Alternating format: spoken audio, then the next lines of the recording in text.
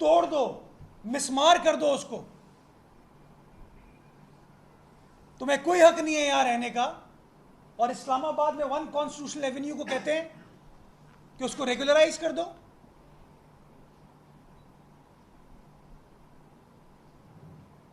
वो साहब जो कहते हैं कि NICVD वापस भेज दो इस्लामाबाद, जिन्ना अस्पताल वापस भेज दो इस्लामाबाद। मैं समझता हूं कि कहीं ना कहीं अकाउंटेबिलिटी का फुकदान है। और आइन के अंदर वो आर्टिकल 209 की शिक है ना, जुडिशियल अकाउंटेबिलिटी की, वो आज तक आप बता दें मुझे, कोई अगर बता दे कि आज तक किसी मुअज़्ज़िज़ जज साहब के खिलाफ कार्रवाई की गई हो। यहाँ तो ये शिकवे चल रहे हैं कि शायद रेफरेंस फाइल हुए हुए लोगों के खिलाफ, वो रेफरेंस टेकअप नहीं हो रहे। वो कहते हैं ना, एक उसूल है, अगर शर्जील मेमन साहब मुझे अपॉइंट करेंगे कहीं, या मैं शर्जील मेमन साहब को अपॉइंट करेंगे, तो ये सवाल खड़ा हो जाएगा, ये दोस्त हैं, कॉलीग हैं, एक दूसरे को अपॉइंट नहीं कर सकते।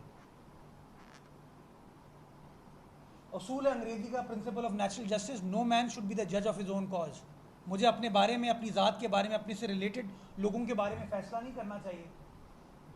क्यों? क्योंकि मैं बायस दूंगा, मेरा दोस्त है, मेरा जानने वाला है कोई। यहाँ पे इनके केस में अकाउंटेबिलिटी भी इनकी है, करते भी यही है। मैं समझता हूँ वो आज उन्होंने कहा ना, कंटेम्प्ट फला केस का हवाला देते हुए कह दो, खुदारा ये कंटेम्प्ट टाइप ड्रकोनियन कवानीन को इस्तेमाल करके लोगों की ज़बाबंदी ना करें। इस मुल्क को आइन व कानून के तहत चलने दें और एक ऐसा पाकिस्तान बनाएं जो सब के लिए बराबर हो, जिसके अंदर कोई तफरीक ना हो, किसी सियासी जमात के दरमियान भी तफरीक ना हो, किसी अफसर के दरमियान भी ना हो, किसी जज के दरमियान भी ना हो, किसी मजदूर के नाम भी ना हो, किसी सियासी कारकुन के हवाले से भी ना हो, किसी मीडिया कारकुन के हवाले से भी ना हो। एक ऐसा पाकिस्तान हो जिसका ख्वाब अल्लामा इकबाल ने देखा था और कायदे आज़म ने वो बना के दिया। बहुत शुक्रिया।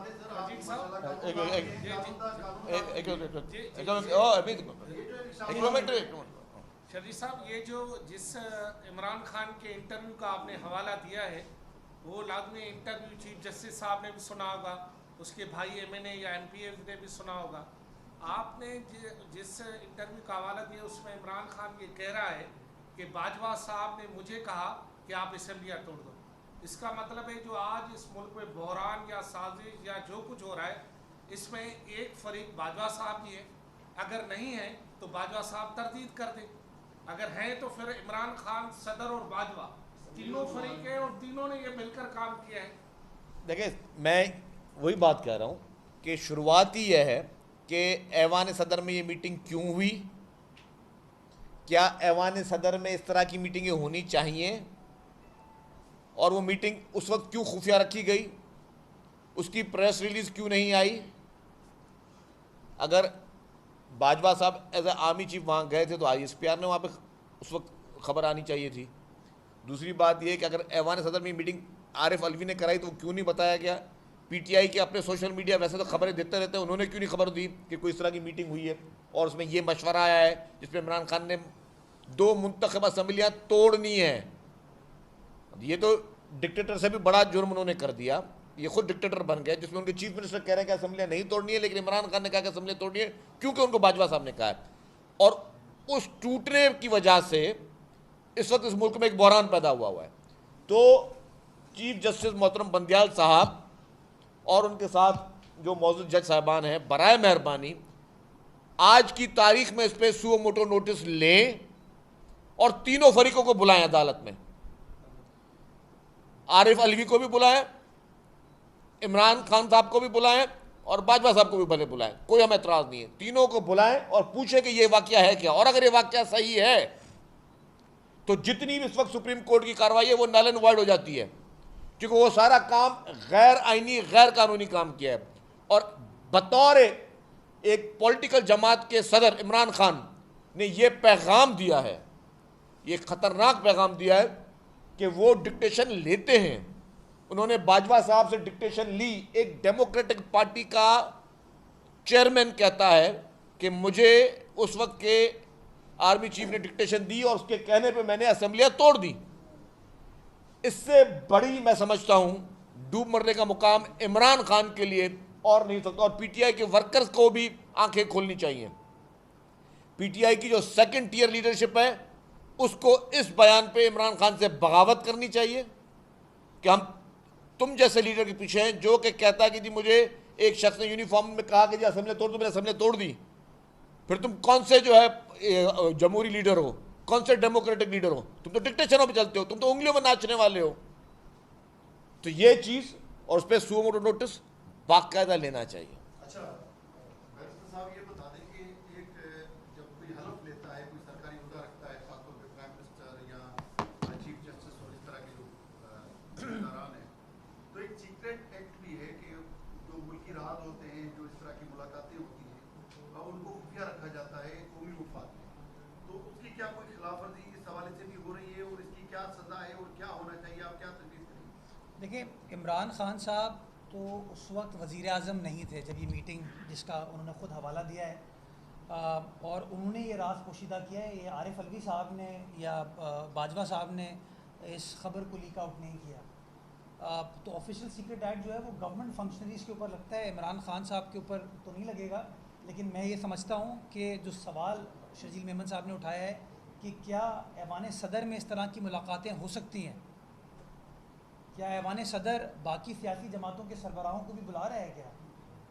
क्या आफाक अहमद साहब को आरिफ अलवी साहब ने मदऊ किया कि मैं आपकी मुलाकात कराऊँ आर्मी चीफ से? खालिद मकबूल सिद्दीकी साहब को, सिराजुल हक साहब को, मैंगल साहब को, जरदारी साहब को, किसी और सियासी जमात के सरबराह को मदऊ किया? तो ये ट्रीटमेंट सिर्फ इमरान खान साहब के लिए क्यों? एक शख्स इतना लाडला क्यों जिसके लिए तमाम चीज़ें की जा रही हैं? मैं बार बार इसी चीज़ को एम्फोसाइज़ करना चाहूँगा कि देखिए, हम बार बार ये कहते थे कि पंजाब असम्बलीज़ दुरुस्त तरीके से नहीं तोड़ी गई। और अगर आपको याद हो, अथर मिनल्ला साहब ने जो ऑब्जर्वेशन उन्हें टीवी पर देखी थी, एक ऑब्जर्वेशन आई थी, ये चेक करने की ज़रूरत है कि क्या 63A कि क्या पंजाब असम्बली दुरुस्त अंदाज से तोड़ी गई थी या नहीं तोड़ी गई थी। लेकिन इसके बारे में कोई गुफ्तगू या कोई डिलिबरेशन नहीं हुई। मैं समझता हूँ जहाँ सुप्रीम कोर्ट और केसेस को सुन रही है, इस मामले को अब टेकअप करें।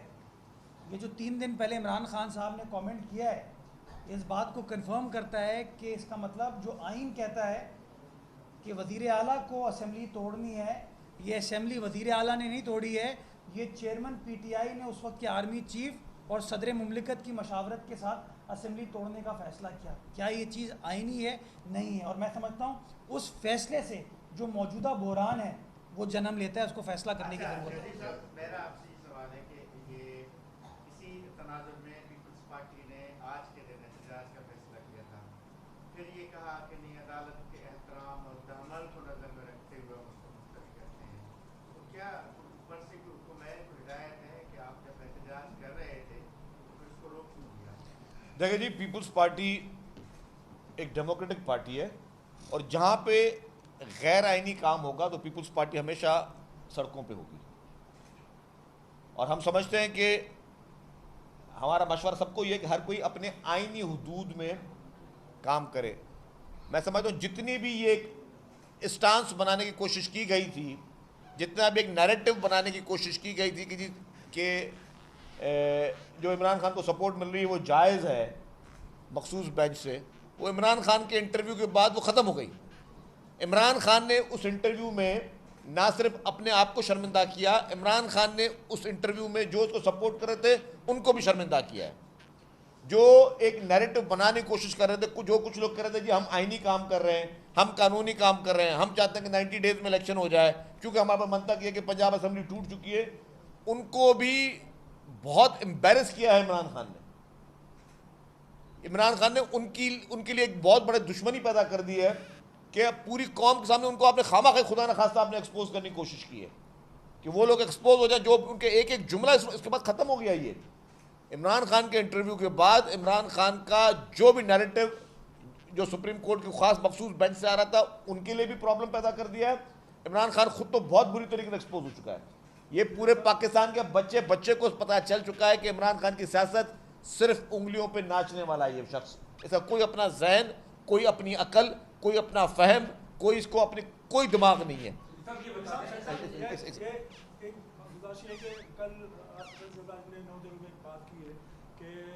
ये हुकूमत हमारी नहीं है लेकिन हम इसके इत्तेहादी हैं, क्या इसकी वजह जो है कोई नाराजगी है, कोई अंडरस्टैंडिंग नहीं है, क्या कोई इशू है? नहीं, नाराजगी की बात नहीं है, ये एक तो वाज़ेह चीज़ है, इसमें कोई अंडरस्टैंडिंग बात नहीं है। हकीकत हम लोग एक इत्तेहादी हैं इस हुकूमत के, और अभी तक इत्तेहादी हैं, और अल्हम्दुलिल्लाह जब तक हमारा इत्तेहाद कायम दायम रहे तो हम लोग कोई इसमें इशू नहीं। लेकिन डेफिनेटली PMLN की हुकूमत है और उसको सपोर्ट पाकिस्तान पीपल्स पार्टी की है। एक और कश्मीर के मुताबिक एक इंटरव्यू भी आया है जिसमें जनरल बाजवा और फॉरेन पॉलिसी का जिक्र किया गया। इस इंटरव्यू की टाइमिंग जो वज़ीर ख़ारजा अब्दुल्ला के दौरे से मुताबिक, और जनरल बाजवा को तो कश्मीर फरोशी का इल्जाम लग रहा है, इस पर आप क्या? इसी से रिलेटेड है कश्मीर फरोशी के हवाले से एक वीडियो, 2 एंकर सीनियर एंकर हैं जो बात कर रहे हैं और ये दावा कर रहे हैं कि हम 25 जर्नलिस्ट को बाजवा ने बुलाया था और हमें ये बताया था कि हमारे टैंक नाक आ रहे हैं और हमारे पता नहीं पोजीशन वो नहीं है। तो ये बड़ी तशवीशनाक बात है, क्योंकि हम जो है ना रूखी सूखी खाकर भी अपने फौज का दिफा करेंगे, अगर जरूरत है तो बता दें भी।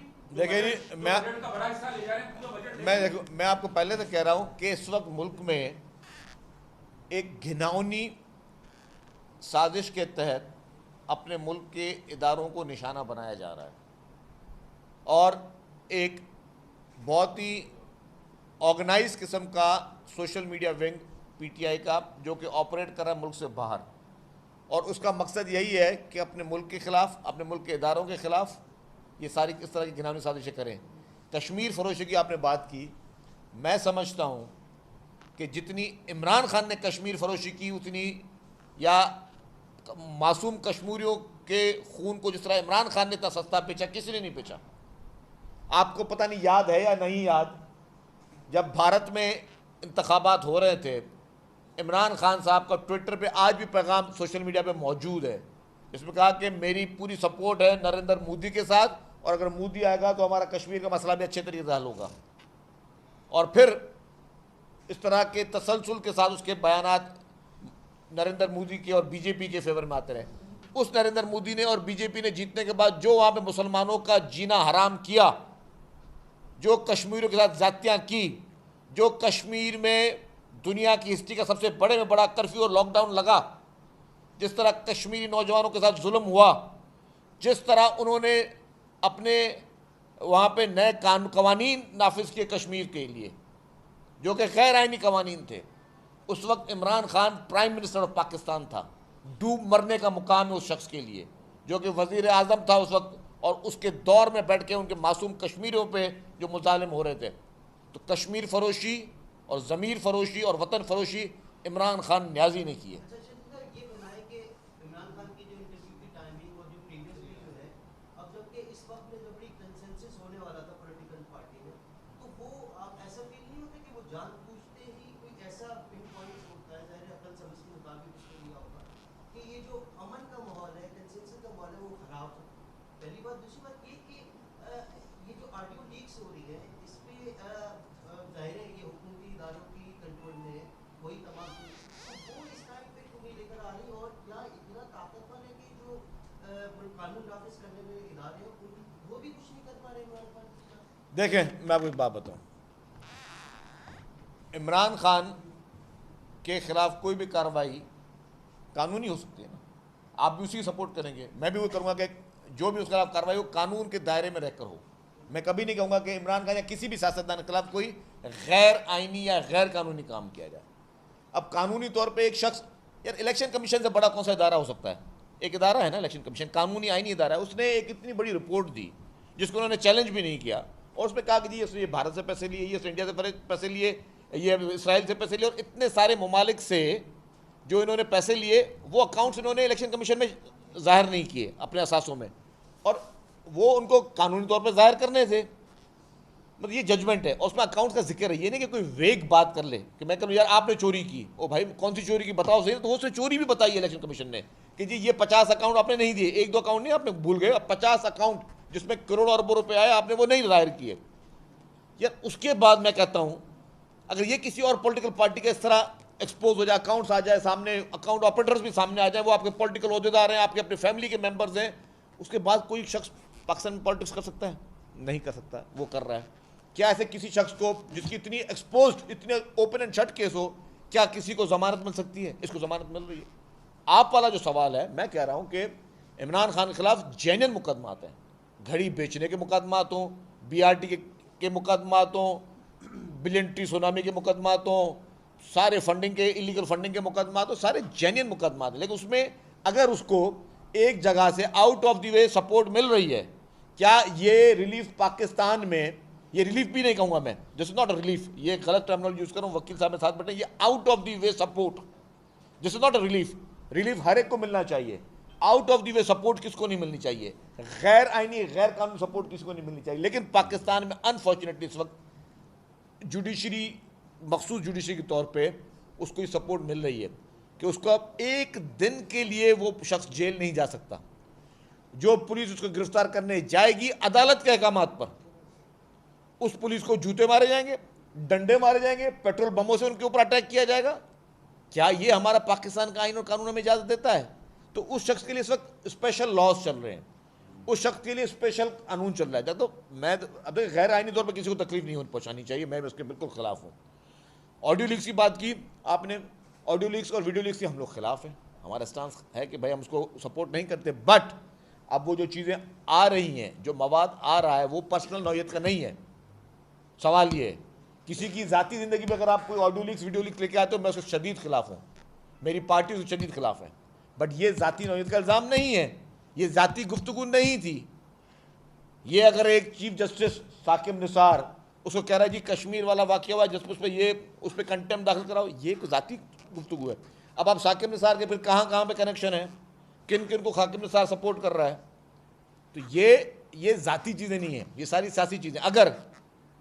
अगर शाह महमूद कुरैशी, सॉरी आरिफ अलवी और वो यास्मीन राशिद कह रही, यास्मीन राशिद साहिबा आरिफ अलवी को कह रही है कि जी हमारे कारकुनान पेट्रोल बम फेंक रहे हैं, तो ये ज़ाती गुफ्तगू नहीं है। Sorry, this should be the part of evidence, it is a criminal evidence कि एक पार्टी की लीडर कह रही है कि जी हमारे पार्टी के लोग पुलिस पे पेट्रोल बम फेंक रहे हैं।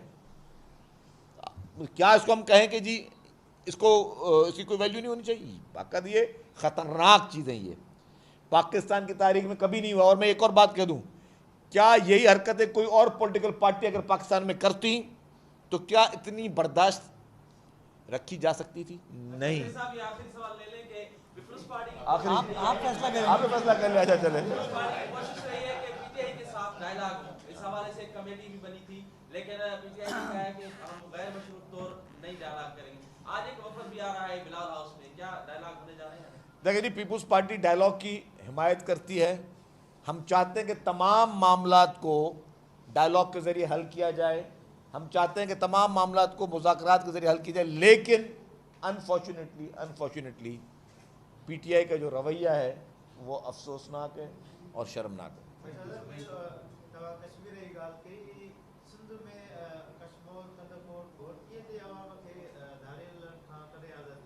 बिल्कुल, एक ऑपरेशन हले पियो, हुतां भले पियो, पंजाब में भी, ऐं सिंध जी पुलिस जेको हुते लगी पई आहे। इंशाल्लाह तव्हांखे जल्दी सुठा रिज़ल्ट मिलंदा। Thank you very much. Subscribe करें DMD न्यूज़ और बेल आइकॉन दबाएं ताकि पहुंच सके हर खबर आप तक।